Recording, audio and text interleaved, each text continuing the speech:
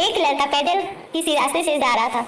उस लड़के ने देखा कि सामने वाले बिजली के खंभे पर कागज की पर्ची चिपकी पड़ी है और उस पर्ची में कुछ लिखा हुआ है। वो लड़का थोड़ा नजदीक जाकर पर्ची में क्या लिखा है वो देखने लगा। उस कागज की पर्ची में लिखा था, कल इस रास्ते से गुजरते वक्त मेरे 100 रुपए कहीं गिर गए थे। मैंने ढूंढने की बहुत कोशिश की लेकिन मुझे वो नहीं मिले। कृपया इस रास्ते पर कहीं भी किसी को भी मेरे 100 रुपए मिले तो इस पते पर पहुंचा देना। पर्ची में उसका एड्रेस भी लिखा हुआ था।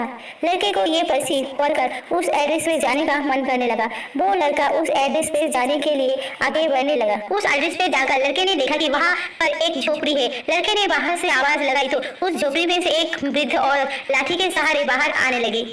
लड़के को पता चल गया कि वो वृद्ध औरत सिर्फ अकेली ही इस झोपड़ी में रहती है। वो लड़के ने उस वृद्ध औरत से कहा कि माँ जी, आपके 100 रुपए जो गिर गए थे वो मुझे मिले हैं, ये रहे आपके 100 रुपए। उस लड़के की बात सुनकर वो वृद्ध औरत रोने लगती है और कहती है कि बेटा, अब तक करीब 15 से 20 लोग मुझे 100 रुपए देकर जा चुके हैं।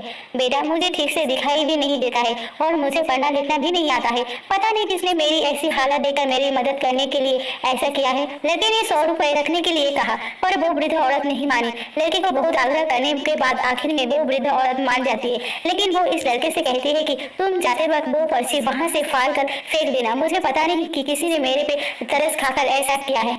लड़के ने कहा, माँ जी, आप इस बात की फिक्र मत करना, मैं वो पर्ची फाड़ दूंगा। अब वो लड़का उस वृद्ध औरत के घर से निकल जाता है।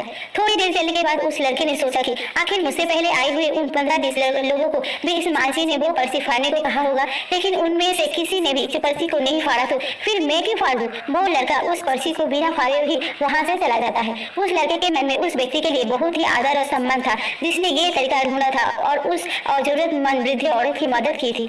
हमारे मन में सिर्फ किसी जरूरतमंद की मदद करने की इच्छा होनी चाहिए, क्योंकि मदद करने के तो बहुत सारे तरीके होते हैं। हम किसी भी तरह मदद कर सकते हैं। दोस्तों, मेरी ये छोटी सी कहानी अगर आप सबको पसंद आती है तो लाइक करें, कमेंट करें, शेयर करें और मेरे चैनल को सब्सक्राइब करना ना भूलें। धन्यवाद।